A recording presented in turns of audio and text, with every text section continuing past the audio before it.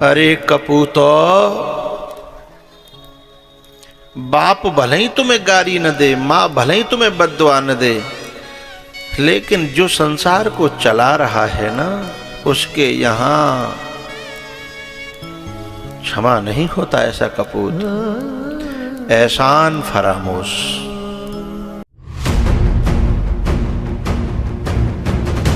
करमन सो मिलिबो भयो,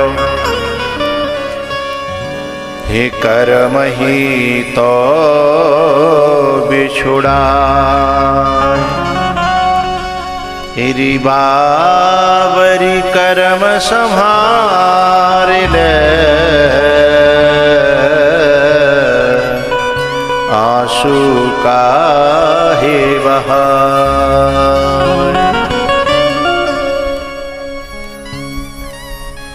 मैया रो पड़ी और बोली, लाला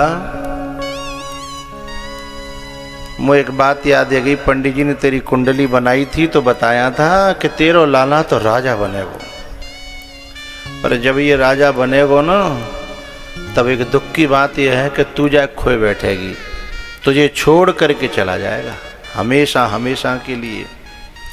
तो मुझे लगता है तेरे राजा बनवे के दिन आ गए। पर मेरी ये प्रार्थना है बेटा, मैं नहीं रोकूंगी कि कल बेटा राजा बने, तो कोई माँ नहीं चाहती कि राजा न बने, चाहती है कि राजा बने। पर मेरी एक प्रार्थना है, जब तू राजा बने, तेरे महल होंगे, दास और दासी होंगे, नौकर चाकर होंगे, तो इन महलन में अपनी माँ को और अपने नंद बाबा को कऊ नौकरी पे राख लियो। हम तेरी नौकरी करते रहेंगे, तेरो दर्शन है जाओ करेगो, वही ते हमारा गुजारो है जागो। नहीं तो जब बुढ़ापे में हम तेरे बिना जब ब्रज में जिंदे रहें, ये संभव नहीं है। इसलिए बेटा अपने महलन में नीच टहल गृह के सब करे हों। भैयाओ, भगवान ने समझाया, माँ तू नौकर की बात करती है, दासी की बात करती है, मैं तेरो लाला हूँ और तेरा ही लाला रहूँगा, चाहे मैं कितनों बड़ो राजा बन जाऊँ, महाराजा बन जाऊँ, पर मैं, तू मेरी माँ रहेगी, मैं तेरा ही लाला कहलाऊँगा। भगवान ने समझाया, समझाते समझाते पूरी रात निकल गई। भोर हुई, मैया ने लाला को नहलाया धुलाया, तैयार किया, मोर मुकुट बांधा विदा के लिए। हमारे यहाँ माता चलते समय अपने किसी जाने वाले अतिथि को दही खिलाती हैं, सगुन के लिए, दही खा के जा। दही खिला करके माखन खिलाया, भगवान माँ से मिले हैं, गोपियों को समझाया है, अपने सखाओं से मिलकर के रोए, जिनके संग खेले, चोरी करी, लड़े झगड़े, उनमें एक भगवान को सखा हो, गरीब है तो। जंगल में वो रोजाना खाली हाथ जाता था, मधुमंगल नाम का, और भगवान के संगतिबा को गुजारो है रो। तो भगवान ने कहा, जैसे उसकी तरफ मिलने गए, तब वो सखा कहता है कि लाला, और तेरे सखन पे तो सवन पे कऊ पे खेत है, कऊ पे नौकरी है, कऊ पे गैया है, कऊ पे कछू है, मुँह पे तो जो कछु हतो सो तू ही हतो, और तेरे बल पे हम चाह जाके घर में घुस जाते, हमें पता हो कि तू हतो पीछे। लेकिन अब तू जब नहीं रहेगा तो हमारा क्या होगा। भगवान ने उसको गले से लगाया और कहा कि मेरा भक्त परेशान तो हो सकता है, लेकिन पराजित नहीं होता, चिंता न करना, बढ़िया कटेगी तेरी। ऐसा कहकर के उस सखा को समझाया। नंद बाबा से जाकर के लिपट गए भगवान, बाबा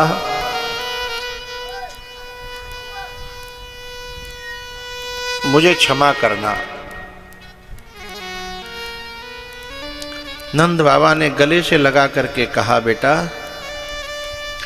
हम तो तेरे माता पिता हैं, और माता पिता तो ये चाहते हैं कि बालक को चाहे कहूँ रहे, काय को दूर भेजते हैं खुश रहे, क्या कि जिंदगी बढ़िया कट जाए। हमारी तो दुआएं तेरे संग हैं, बस इतनी सी इच्छा है कि तेरे बिना बुढ़ापा कटेगो नहीं। तो तेरी मैया ने जो प्रार्थना करी है भाई याद राखियो,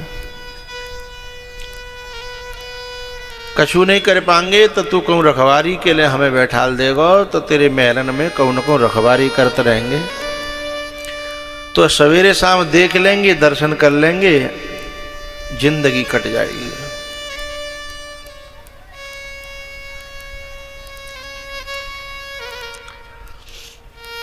भगवान रथ पे चढ़ कर के थोड़े से आगे बढ़े हैं। गोपियां कुछ लेटी हुई थी रास्ते में, उनको समझाया। इधर यशोदा मूर्छित हो गई। भगवान को फिर लौटना पड़ा माँ के पास, और माँ को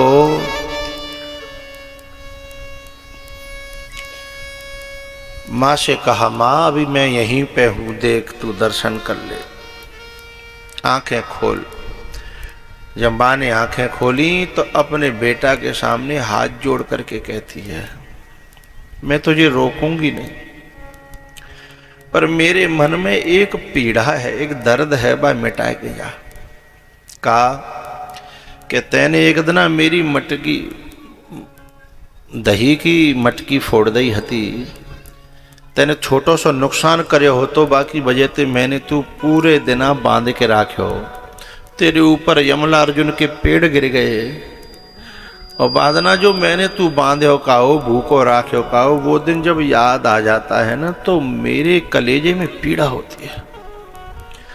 तू यूं कह दे कि मैंने तू क्षमा कर दी, मैंने तू क्षमा कर दी, ये कह दे। यदि तू क्षमा कर देगो तो शायद मोए चैन पड़ जाए। माँ का जो कलेजा होता है वो सारी दुनिया से भिन्न होता है। लाख गलती करे बेटा, माँ मारना नहीं चाहती, पीटना नहीं चाहती, लेकिन यदि ज्यादा परेशान है जाए, वह कनपटी पे धर दे या पीठ पे धर दे, तो बालक थोड़ी देर बाद हंसने लगता है, बोलने लगता है। लेकिन माँ पूरे दिन रोती है और जगह जगह कहती है, जी आज मैंने बहुत मारे है, आज मैंने बहुत पीटे है। तो माँ कहती है कि मैंने तू बांधे काओ, बाको मुझ बड़ो दर्द है, भाई तू कैसे करके मुझ क्षमा कर जा। भगवान ने कहा, मैया एक बात बताऊं, तेरे बांधवे में मोय जो सुख मिलो ना, वो सुख तो मोय कबू बैकुंठ में नहीं मिलो। मैं तो बार बार कहता हूं कि मैं बार बार तेरे घर में आंगन में आऊं और तू मोय बांधे और मैं तेरे हाथन बंधूं।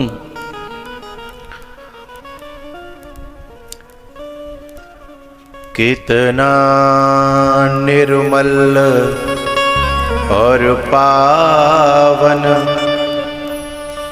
है माँ बेटे का नाता, इनो मास गर्भ में धरती, उस माँ को शीश झुकाता। ही बेटा कोई माँ से रूठे, माँ सौ सौ बार मनाए। यदि माँ बेटे से रूठे, उसे कौन मनाए। यदि माँ बेटे से रूठे उसे कौन मनाए। भैया दुनिया में जितनी ये रिश्ते नाते हैं ना, उन रिश्तों नातों में स्वार्थ की गंध होती है, लेकिन एक माँ का रिश्ता ऐसा है, यदि कहो को बेटा परदेश में हो और वो घर फोन करे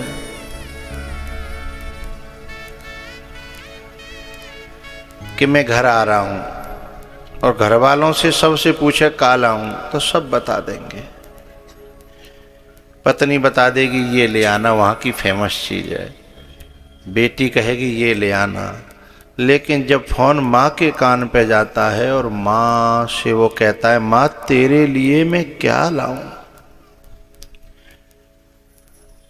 तो उसके लड़खड़ाते हुए होठ एक ही बात कहते हैं कि मुझे कुछ नहीं चाहिए, तू आजा, बस तू ही मेरा सुख है, तू ही मेरी शांति है, तू ही मेरा आनंद है, तू ही मेरा खिलौना है, मुझे तुमसे कुछ नहीं चाहिए।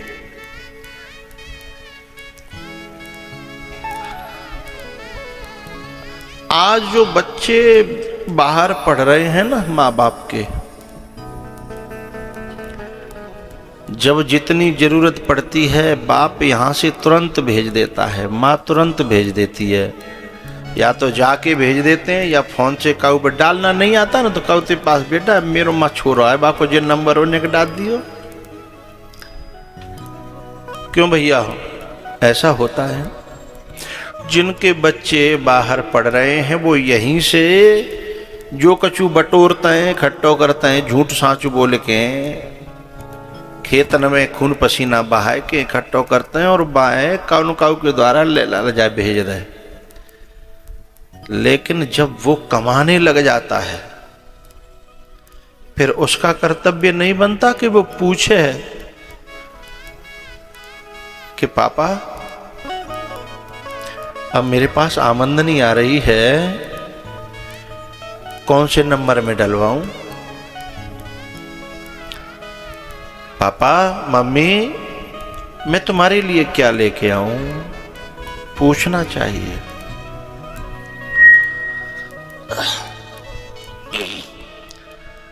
अरे भैया मैं तो ये कहता हूं तू नहीं डलवा रहा तो कोई बात नहीं, कम से कम ऐसे शब्द तो मत कहे। कभी कभी ऐसे शब्द और बोल देता है वहां से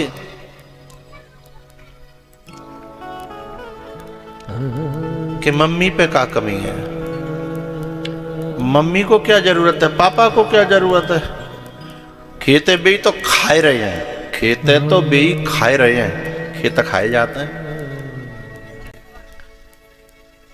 अरे कपूतो,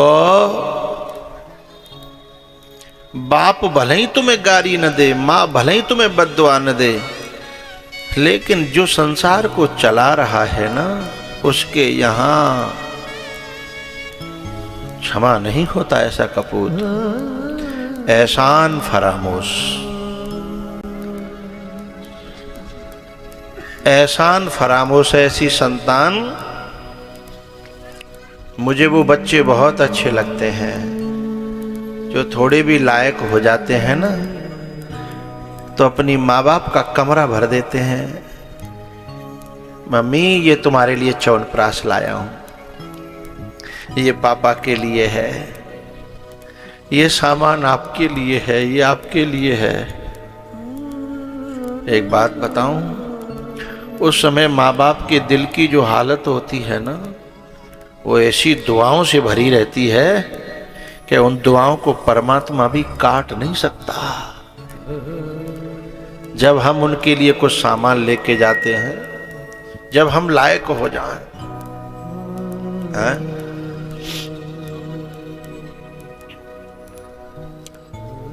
एक बेटा था, वो एक बार अपनी माँ को मेरे पास लेके आया और वो बोला, संग में माँ थी, माँ बैठी थी बगल में, और वो मुझसे बोला, गुरुजी मेरे पास से मेरे साथ मेरा एक बच्चा आया है। मैंने कहा कहाँ है? बोले जी बैठो। और मुझे एक बात, उसकी जो गहरी बात थी वो अच्छी लगी। उसमें गहरी बात ये थी कि उसने जब ये कहा कि जब हमको जरूरत थी तब इन्होंने हमको बच्चा बना के पाला, अब इनको जरूरत है इसलिए मैं इनको अपने बच्चे की तरह पालता हूँ। जब ये शमशाबाद से घर आते थे, जब मैं छोटा सा था, तो मेरे लिए कुछ लेके आते थे और मैं इंतजार करता था कि आ रहे होंगे आ रहे होंगे। तो अब ये भी तो इंतजार करते हैं और मैं खाली हाथ आऊं तो मुझे कितना बुरा लगेगा। इसलिए मैं रोज इनके लिए, अपनी इस माँ के लिए, कभी रबड़ी लाता हूँ, कभी आइसक्रीम लाता हूँ, मैं कभी मूंगफली लाता हूँ, कभी कुछ लेके आता हूँ, क्योंकि बड़े बूढ़ों का मन भी बच्चे जैसा हो जाता है। एक बड़ो बूढ़ो का कह रहो, बच्चे जैसा मन हो जाता है ना। उससे बात पे याद आई कि अपनी नातनी ते कह रहो, बेटा अपनी मम्मी ते कह दे आज मेरो मन है रो ने कि बाजरा की रोटी और दूध में मीड़ के और ने का गुड़ दे दे, मेरो खावे को मन चल रहा है। अब्बा ने कोई सोनो चांदी तो ना मांग लो। भीतर ते आवाज आई कि बूढ़ो दूध मांगे रोए, गुड़ मांगे रोए, हारो हाके गो। अब जिन बालकन को दूध प्यामे कि जब बूढ़े दूध प्यामे। भीतर ते आवाज आई, ऐसी बहू को बहू कहना कलंक है, और ऐसी बहू जिस खानदान की होती है उस खानदान को कलंकित कर रही है। वो खानदान ही गंदा है, जिसका सब कुछ है। पहले तो दोष यही है कि भाई कहनी पड़ रही है कि बेटा बिना कहे, यदि बड़े बूढ़े माँ बाप के लिए मैं एक बात कहूं, यदि कौन ने अपने माँ बाप की सेवा के लिए अपनों हजारन को लाखन को नुकसान कर लो तो घबराना नहीं। कभी कभी ऐसा होता है माँ बाप की वजह से हम यहाँ नहीं जा पाए, वहाँ नहीं जा पाए, नुकसान है वो। घबराना नहीं, मैं दावे के साथ कह रहा हूँ। यदि माँ बाप की सेवा में तुम्हें लाखन को घाटो हैगो होए, हो जाने देना, क्योंकि उनकी दुआ से जो फायदा मिलने वाला है वो अरबों खरबों में जाएगा, लाखों में नहीं रहेगा। उनकी दुआओं से जो मिलने वाला है। जब मैं दुनिया से चलूं तो ये दौलत मेरे साथ रख देना। जब मैं दुनिया से चलूं तो ये दौलत मेरे साथ रख देना। हे मेरे बुजुर्गों, मेरे सर पर अपना हाथ रख देना। लेकिन जो जाने सो ताने। एक बात बताऊं, बुजुर्गों की सेवा में सबसे बड़ा हाथ होता है बहुओं का। यदि बहू अच्छी है तो पति के भी नाक में नाथ डाल के सेवा करवा देगी, और वो अच्छे खानदान की नहीं है तो वो उल्टा पड़ा देती है। कि अब अपने बालकन देखें कि जिन्हें देखें कि यूँ करें कि त्यों करें। पर मुझे ये कहना है कि यदि हमने अपने बड़े बूढ़े की सेवा करी और उनके दिल में से ये दुआ निकल गई, चाहे माँ हो चाहे बाप हो, बड़े बूढ़े, उनके दिल में से ये दुआ निकल गई कि हे भगवान, यदि मोए अगले जन्म में बेटा मिले तो ऐसो ही मिले जे हत का है, और बहू मिले तो ऐसी मिले जे हत का है। तो जो समझ लियो अब तुम्हें काऊ मंदिर में जावे की जरूरत नहीं है, काऊ तीर्थ की जरूरत नहीं है। और मैं तो यहाँ तक कह रहा हूँ तुम्हें कथऊ करावे की जरूरत नहीं हैगा सब कछु। ये दिल से दुआ निकलेगी तब जब तुमने अपने जीवन को सौंप दिया होगा। हाँ? बदल गई औलाद मगर माँ बाप नहीं बदले। पता है मैंने ऐसी ऐसी माताएं देखी हैं जो बेटा के लें भैंस 2 किलो दूध दे रही है, बहू में तो घी कर लेंगी अपने पेटा काट के, बहू में तो घी कर लेंगी कि अब क्या आवेगा तो 2-4 किलो इकट्ठा है जागो, सो ले के चले जागो जहाँ रह रो का है वो। बाने तो 4-6 किलो घी करके राखे हो और वो नाला के जो है 1,500 रुपये उधर के नहीं गए हो।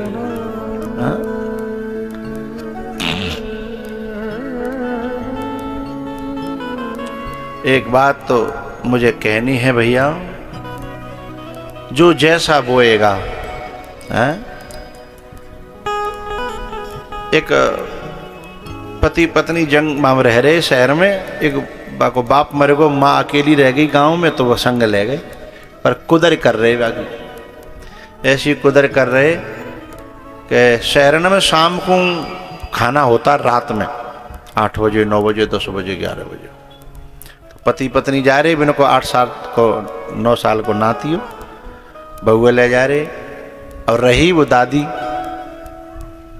तो दादी ने कही बेटा मैं तुम तो जा रहे हो, मैं क्या खाऊंगी? सो बहू चीख के बोली गांव में क्या खाती थी तुम? जे किचन है, जे सामान धरे हो बना लियो, चावल बना लियो, जे बना लियो। तो डोकरी रो के बोली कि बेटा गांव में तो लकड़ियों न को चूल्हा हो तो मैं जराए वो जानती, यहाँ तुम्हारी जी गैस और जी मुँह पे सब कछुआ मत ना है, तो मैं तो पराधीन है गई हूँ, नहीं मैं तो बनाए लेती खा लेती। तो क्या कहती है वो बहू, नवदुर्गा चल रही है, बगल में भंडारा चल रहा है, चली जाना। बेचारी सासू माँ रो करके बैठ गई। ऐसा नहीं करिएगा, बड़ा असर होता है और बद्दुआओं में भी बड़ा असर होता है। अब ये पलंगते नौता खा के लौट रहे, तो जो नाती है तो ना वो अपनी माँ से बोले मम्मी मैं जब बड़ा हो जाऊंगा ना तो मैं बहुत बड़ा मकान बनाऊंगा और इतना बड़ा घर बनाऊंगा कि उसमें भीतर एक मंदिर बनाऊंगा और मंदिर में हमेशा भंडारा चलेगा। मम्मी बोली कि अच्छा इसके अच्छे विचार हैं, इतना धर्मात्मा है तेरा मन, मंदिर बनाएगा मकान बनाएगा। बोले नहीं धर्मात्मा फरमात्मा कुछ नहीं। बोले तो मंदिर क्यों बनाएगा? बोले मंदिर बनाऊंगा और मंदिर में हमेशा भंडारा चला करेगा। बोले क्यों? बोले जब मैं बड़ा हो जाऊंगा अपनी पत्नी के साथ जब पार्टी में जाऊंगा तो तू कहाँ खावेगी, क्योंकि तू दादी ते कह के आई है भंडारे में। हा ऐसे नाती को नमन करता हूँ। माँ की आंखें ऐसी खुली भट्टा सी, वो समझ गई कि मैं जो कर रही हूँ उस छप रहा है भीतर। सोई बेटा ते बोली बेटा तू ऐसा मत करना, हम तेरे मम्मी पापा हैं, हम तेरे लिए कर रहे हैं। तो बोले मेरे दादा दादी ने तुम्हारे लिए नहीं किया था, वो तुम्हारे मम्मी पापा नहीं थे क्या? सोई आंखें खुल गई। वाने की बेटा आज के बाद ऐसी गलती नहीं होगी। तो गलती नहीं होगी तो मंदिर भी नहीं बनेगा, मंदिर भी नहीं बनेगा, भंडारा भी नहीं होगा हैं? फिर घर में या तो मैं अपने हाथों से बनाऊंगा, नहीं तो अपनी मेरी घरवाली अपने हाथों से तुम्हें बना करके खिलाएगी।